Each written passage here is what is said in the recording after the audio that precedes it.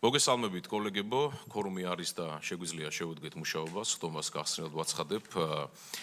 მივესალმები ხდომის მოხსენებელს, საქართველოს ფინანსთა მინისტრის პირველ მოადგილეს, ბატონ გიორგი კაკაურიძეს, მივესალმები საქართველოს კულტურის მინისტრის პირველ მოადგილეს, ბატონ მაკაგურგენიძეს. კომიტეტის დღის წესრიგით წარმოდგენილი გვაქვს ორი საკითხი. პირველი გახლავთ საქართველოს მთავრობის მიერ წარმოდგენილი საქართველოს 2025 წლის სახელმწიფო ბიუჯეტის შესრულების წლიური ანგარიში და სახელმწიფო აუდიტის სამსახურის მიერ წარმოდგენილი სახელმწიფო აუდიტის სამსახურის მოხსენება 2025 წლის სახელმწიფო ბიუჯეტის შესრულების წლიური ანგარიშის შესახებ მთავრობის ანგარიშზე ნომერი 1/51-50-26, ხოლო მეორე საკითხი გახლავთ საქართველოს მთავრობის მიერ წარმოდგენილი ინფორმაცია ძირითადი მაკროეკონომიკური პროგნოზებისა და საქართველოს სამინისტროების ძირითადი მიმართულებების შესახებ. მოხსენებელი ორივე საკითხზე გახლავთ საქართველოს ფინანსთა მინისტრის პირველი მოადგილე ბატონი გიორგი კაკაურიძე. ჩვენ შეგვიძლია პრინციპში ორივე საკითხი ესე ერთობლივად მოვისმინოთ და კარგით გთხოვთ.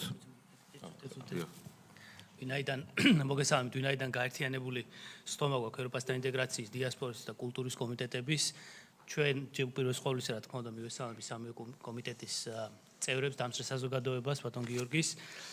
ჩვენ ნაწილში დავიცვათ წესები, ევროპასთან ინტეგრაციის კომიტეტის ქორუმი გვაქვს, ასე რომ ჩვენ შეგვიძლია შევუდგეთ საქმიანობას, დღის წესრიგი იგივეა, გთხოვთ კომიტეტის წევრებს თანხმობას დღის წესრიგთან დაკავშირებით. მადლობა, ჩვენ ნაწილში შეგვიძლია გადავიდეთ. ასევე დიასპორის კომიტეტის წევრებს გთხოვ.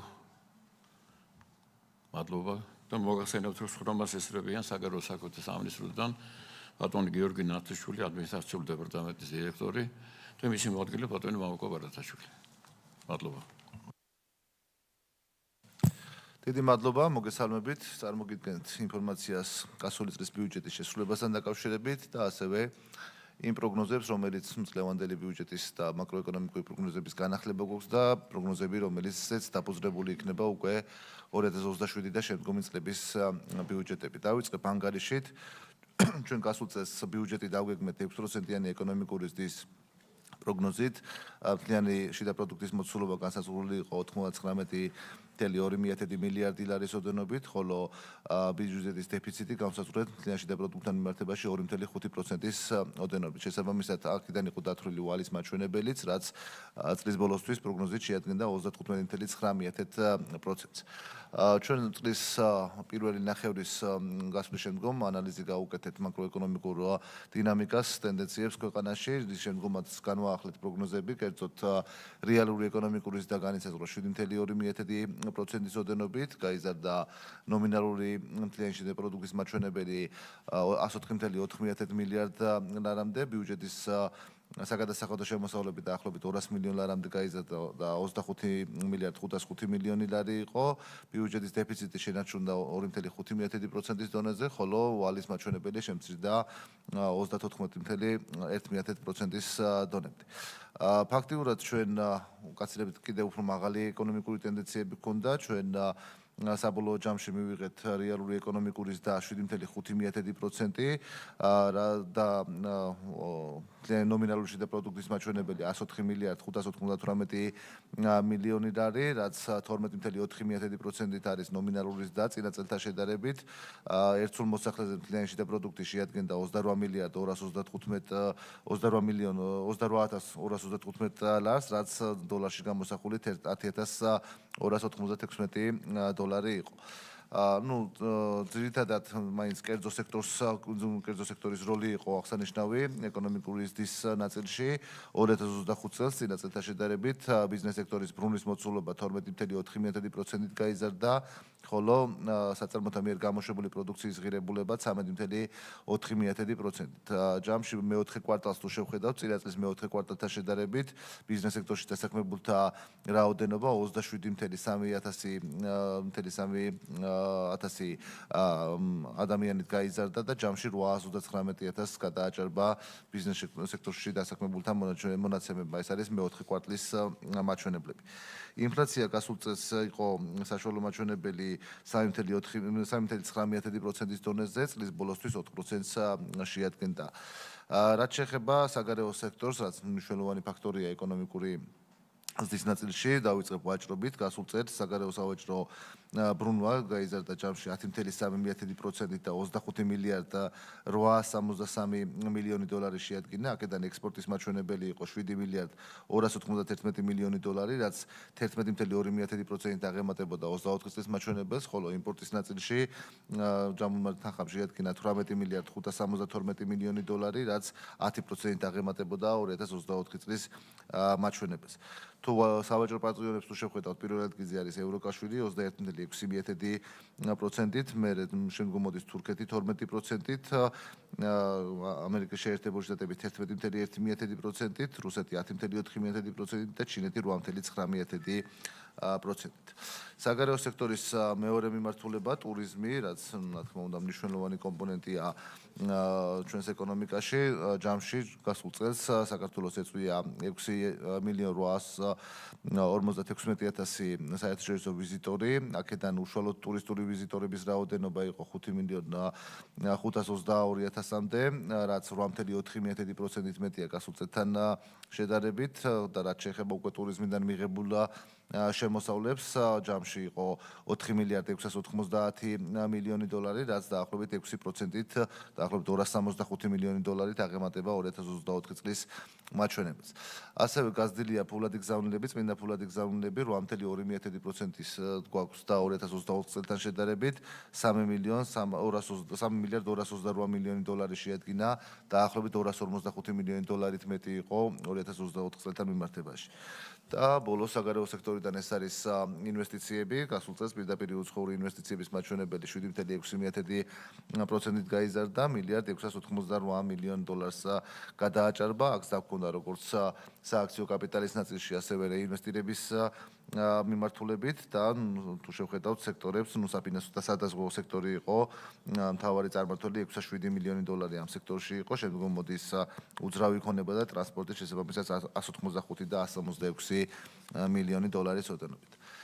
რაც შეეხება ნაერთი ბიუჯეტის პარამეტრებს, შემოსავლებს მოგახსენებთ, რომ ჯამში დაგეგმილი შემოსავლები შესრულდა 100.7%-ით, 28 მილიარდ 468 მილიონ ლარზე მივიღეთ ნაერთ ბიუჯეტში, მათ შორის გადასახადები იყო, რა თქმა უნდა, მთავარი და 25 მილიარდ 536 მილიონი ლარს გადააჭარბა საგადასახადო შემოსავლებმა, ეს იმ პირობებში, როცა 2 მილიარდ 721 მილიონი DGS ზედმეტობის სახით დაუბრუნდათ კომპანიებსთან 100%-იანი ჰქონდა შესრულების მაჩვენებელი. გრანტებში 284 მილიონი ლარი იყო, 102.9%, ხოლო სხვა შემოსავლების ნაწილში ჯამში მივიღეთ 2 მილიარდ 658 მილიონ ლარამდე, რაც დაგეგმილი მაჩვენებლის 106.6%-ია. რაც შეეხება პრივატიზაციის მიმართულებით, 582 მილიონ ლარამდე იყო ჯამში პრივატიზაციიდან მიღებული შემოსავალი ბიუჯეტში, 112%-ამდეა დაგეგმილი მაჩვენებლის.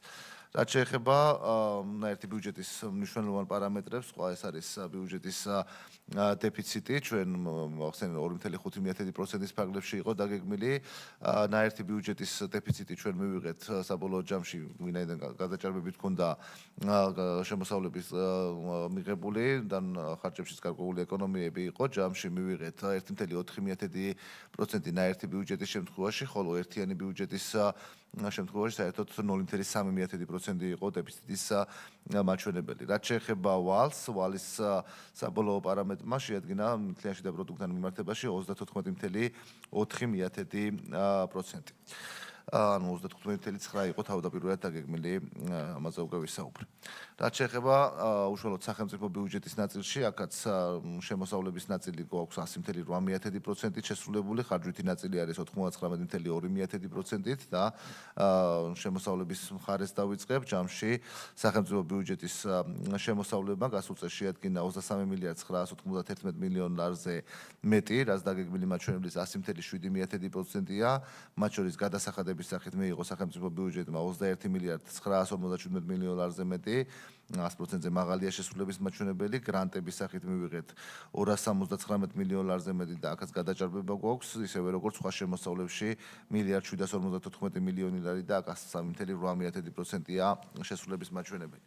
პრივატიზაცია სახელმწიფო ბიუჯეტის ნაწილში მიღებული თანხა შეადგენს 354 მილიონ ლარზე მეც და პროცენტული მაჩვენებელი შესრულება გვაქვს 114.9%, ხოლო სესხების დაბრუნების ნაწილში მივიღეთ 378 მილიონ ლარზე მეტი და აქაც 111.3%-ია შესრულების მაჩვენებელი. რაც შეეხება ვალების აღებისა და დაფარვის მაჩვენებელს, ჩვენ გასულ წელს საშინაო ფასიანი ქაღალდების გამოშვებით მივიღეთ 1.599 მილიონ ლარამდე, 596 მილიონი ლარი იყო ბიუჯეტის მხარდაჭერილი კრედიტების მაჩვენებელი, ხოლო საინვესტიციო კრედიტების ათვისებამ შეადგინა 902.1 მილიონი ლარი. რაც შეეხება ვალდებულებების მომსახურებასა და დაფარვას, საგარეო ვალდებულებებზე მიიმართა 2.077 მილიონი ლარი, ხოლო საშინაო ვალდებულებების ნაწილში 943 მილიონი ლარი. რაც შეეხება ბიუჯეტის ხარჯვით ნაწილს, ბიუჯეტის ხარჯვითი ნაწილი ჩვენ როგორც რაღაც საბოლოო პარამეტრი ჰქონდა დამტკიცებული 27.952 მილიონი ლარი, 27.723 მილიონი ლარი შეადგინა ხარჯვითმა ნაწილმა, რაც 99.2%-ია დაგეგმილი მაჩვენებლის. აქ საშუალო მაჩვენებელია ეს, რა თქმა უნდა, თუმცა განსხვავდება უწყებების მიხედვით. რამდენიმე უწყება არის, რომელსაც შესრულება 100%-ზე მაღალი ჰქონდა, მაგალითად ესეთი არის რეგიონული განვითარებისა და ინფრასტრუქტურის სამინისტრო გასულ წელს მოგეხსენებათ ერთად იყო ბიუჯეტში წარმოდგენილი და 101%-ია 2.959 მილიონი ლარის ათვისება განხორციელდა გასულ წელს. ჯანდაცვის სამინისტრო ყველაზე დიდი ბიუჯეტის მქონე უწყება 8.976 მილიონ ლარს გადააჭარბა და 100.3%-ია. თავდაცვის და შინაგან საქმეთა სამინისტროს შემთხვევაში ორივე გვაქვს 100%-იანი მაჩვენებელი და რამდენიმე სამინისტროს კიდე მოგახსენებთ, კულტურის სამინისტროს ნაწილში 317 მილიონი ლარზე მეტი იქნა ათვისებული და 99%-ამდეა შესრულების მაჩვენებელი. საგარეო საქმეთა სამინისტროს შემთხვევაში 203 მილიონს გადააჭარბა საკასო ხარჯმა და 99.8%-ია შესრულების მაჩვენებელი და ესეთი მდგომარეობა გვაქვს შესრულების ნაწილში, ყველა სამინისტროს პრინციპში დაგეგმილთან მიმართებაში ათვისება მქონდა საკმაოდ კარგი. რაც შეეხება უკვე ძირითად პროგნოზებს, თუ რა გვაქვს წელს და მომდევნო წელს, მე წინა გამოსვლაშიც მქონდა სამი თვის ანგარიში გვისაუბრე, რომ ეკონომიკური პარამეტრები უფრო მაღალია, 4.8%-ზე მეტი გვაქვს ეკონომიკური ზრდის მაჩვენებელი, შესაბამისად წელს ჩვენ მქონდა დაგეგმილი 5%-ზე ბიუჯეტი დაგეგმილი მქონდა რეალური ეკონომიკური ზრდა 5%-ის ოდენობით, თუმცა ვინაიდან უფრო მაღალი მაჩვენებელია, უკვე გადახედილია, გადავხედეთ ამ მიმართულებას და წელს პროგნოზი გვაქვს, რომ იქნება 6.3% რეალური ეკონომიკური ზრდა. ეს არის საბაზო სცენარი, თუმცა სამი სხვადასხვა სცენარი გვაქვს წარმოდგენილი, როგორც საბაზო, ასევე პესიმისტური და ოპტიმისტური სცენარები. რა თქმა უნდა, ჩვენი ეკონომიკა არ არის მოწყვეტილი მსოფლიო ეკონომიკას და სხვადასხვა ძირითადად ჩვენ გარშემო რეგიონებში არსებული კონფლიქტები თავის ნეგატიურ გავლენას ხშირ შემთხვევაში ავლენს, მათ შორის ბოლოს წარმართულეს აღმოსავლეთში იმოქმედა ნავთობის ფასებზე, ტრანსპორტირებაზე და ასე შემდეგ და რაც საბოლოო ჯამში ეკონომიკურ პარამეტრებზე წაისახება. საბაზო სცენარის შემთხვევაში გვაქვს 6.3% წელს და შემდგომ წლებში უბრუნდება პოტენციურ ზრდას და არის 5%-ის ოდენობით. ოპტიმისტური სცენარის შემთხვევაში 7%-ს აღწევს წელს ეკონომიკური ზრდა, ხოლო შემდგომ დაახლოებით 6%-იან ფარგლებში იქნება, ხოლო პესიმისტური სცენარი განვითარდა, რაც უფრო ყველა რისკის მატერიალიზებას გულისხმობს და ნაკლებად სავარაუდოა, თუმცა ამ შემთხვევაში დაახლოებით 4.4%-ია 2026 წელს და შემდგომ უკვე დაახლოებით 3%-ამდე იქნება ეკონომიკური ზრდის მაჩვენებელი. რაც შეეხება სხვა პარამეტრებს, ინფლაცია იქნება წელს დასავარაუდო საბაზისო სცენარის შემთხვევაში ინფლაციის მაჩვენებელი იქნება 4.9% და შემდგომში უკვე დაუბრუნდება მის მიზნობრივ მაჩვენებელს 3%-იან დონეზე. იქნება მიმდინარე ანგარიშის დეფიციტი ოდნავ გაზრდილია გასული წლის რეკორდულ მაჩვენებელთან შედარებით და არის წელს 3.7%-ის დონეზე და მომდევნო წლებშიც დაახლოებით 4%-ზე ნაკლებია აღნიშნული მაჩვენებელი. ბიუჯეტის დეფიციტი წელს ვამცირებ და იქნება ნაერთი ბიუჯეტის შემთხვევაში 2%. და შემდგომ წლებში 2.5%-ზე დაბალ ნიშნულზეა შენარჩუნებული, რაც შეეხება ვალს, აქაც წელს ჩამოდივართ 33%-ზე და მომდევნო წლებში კლებადი ტენდენცია გვაქვს მთავრობის ვალთან მიმართებაში.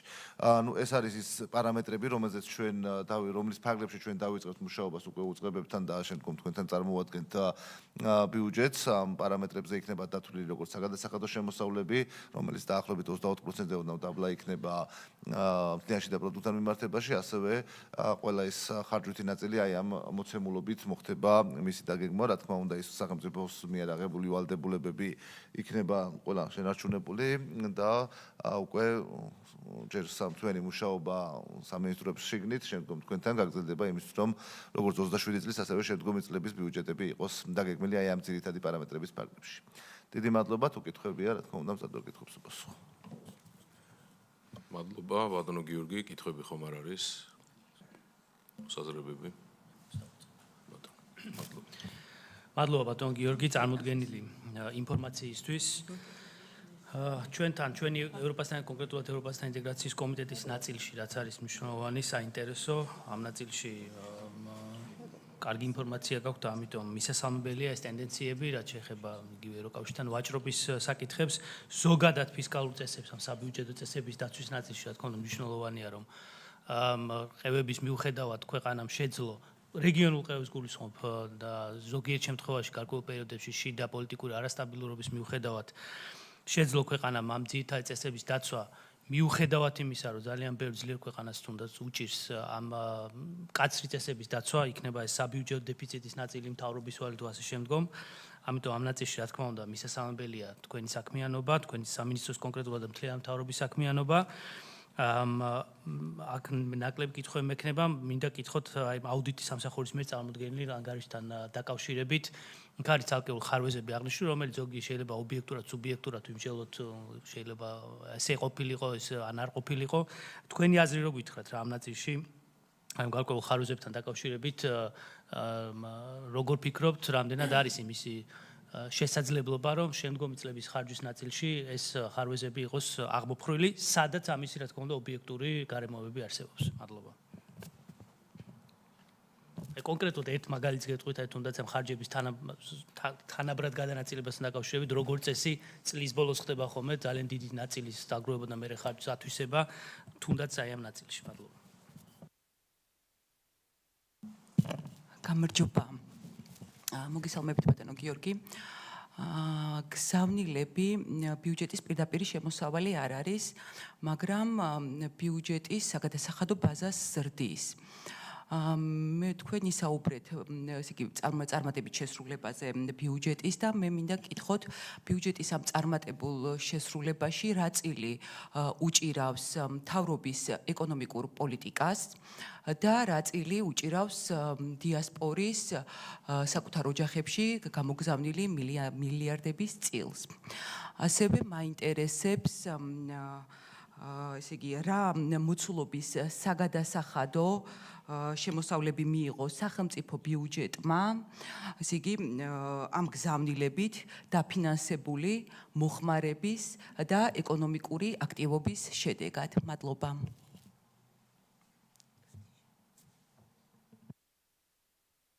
აკითხებიც ხო არ არის ერთი-ორი კითხვა შეგვიძლია დავაგროვოთ და ერთიანად.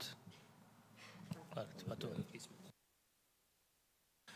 დიდი მადლობა, თანამედროვეობით უპასუხებთ თქვენს კითხვებს, დავიწყებ რეკომენდაციებით. ნუ რამდენიმე რეკომენდაცია და ჩვენ რა თქმა უნდა აუდიტის სამსახურთანაც ჰქონდა კომუნიკაცია აღნიშნულთან დაკავშირებით. რეკომენდაციების ნაწილი ეხება თვითონ არა შესრულებას უშუალოდ, არამედ მომავალში ბიუჯეტის დაგეგმვისას მაგალითად კაპიტალური პროექტების ნაწილში უფრო მეტად იყოს ჩართული სამინისტროები და უფრო აქტიურად იყვნენ იმ კუთხით, რომ ანგარიშები წარმოადგენენ მსხვილ კაპიტალურ პროექტებზე ვსაუბრობდა, ნუ სახელმწიფო ინვესტიციების მართვაზე, რომ უკვე უფრო სრულყოფილი ანგარიშები იყოს წარმოდგენილი კვარტალურ ჭრილში, იმისათვის რომ დინამიკა იყოს სწორედ იყოს დანახული. მეორე მიმართულება იყო პროგრამული ბიუჯეტის, რასაც დრო ეტაპობრივად იხვეწება, თუმცა რა თქმა უნდა, გაუმჯობესების შესაძლებლობა ყოველთვის არის. რაც შეეხება თქვენს მიერ დასმულ ნაწილს, რეკომენდაციას, რომელიც არის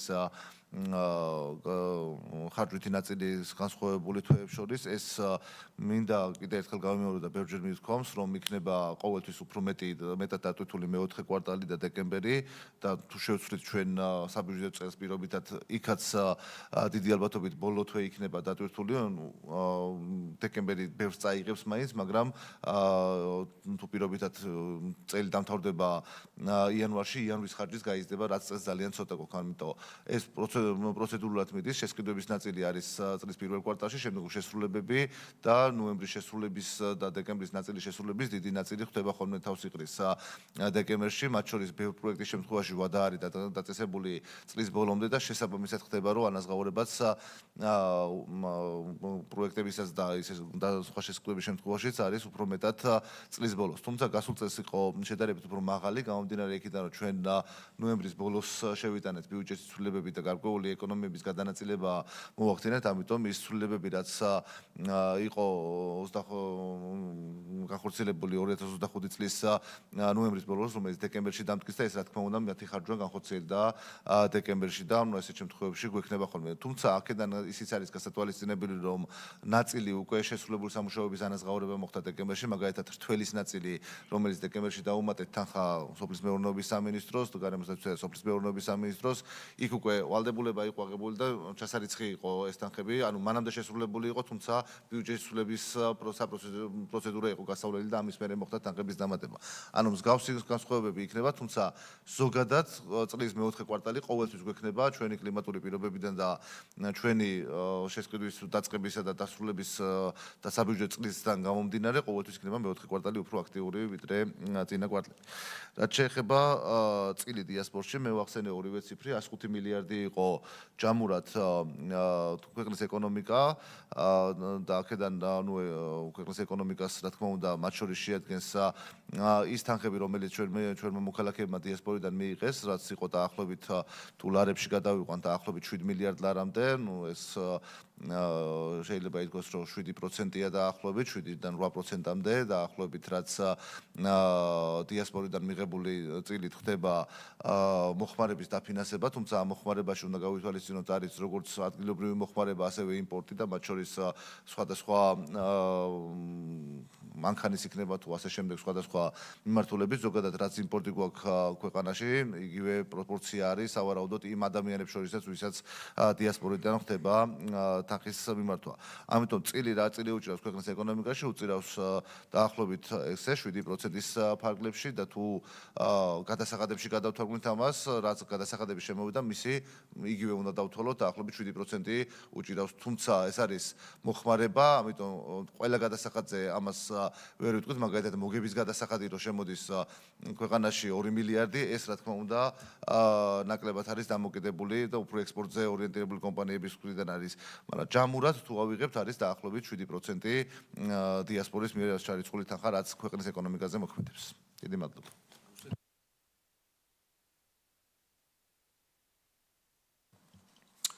მადლობა. კითხვები ხომ არ არის? მოსაზრებები? მაშინ ჩვენ შეგვიძლია რომ გადავიდეთ გადაწყვეტილების მიღების ეტაპზე, კულტურის კომიტეტის კულტურის შემადგენლობას ვთხოვ, რომ ჩვენ დადებითად შევაფასოთ საქართველოს მთავრობის მიერ წარმოდგენილი 2025 წლის სახელმწიფო ბიუჯეტის შესრულების წლიური ანგარიში და ასევე აუდიტის სამსახურის მიერ წარმოდგენილი სახელმწიფო აუდიტის სამსახურის მოხსენება 2025 წლის სახელმწიფო ბიუჯეტის შესრულების წლიური ანგარიშის შესახებ მთავრობის ანგარიშზე. გთხოვთ. და ასევე გთხოვთ მეორე საკითხთან დაკავშირებითაც უყაროთ კენჭი მივიღოთ ცნობად საქართველოს მთავრობის მიერ წარმოდგენილი ინფორმაცია ძირითადი მაკროეკონომიკური პროგნოზებისა და საქართველოს სამინისტროების ძირითადი მიმართულებების შესახებ. გადაწყვეტილება მიღებულია. მადლობა. გთხოვთ. კეთილი. ევროპასთან ინტეგრაციის კომიტეტის ნაწილშიც გადავიდეთ გადაწყვეტილებების ნაწილზე.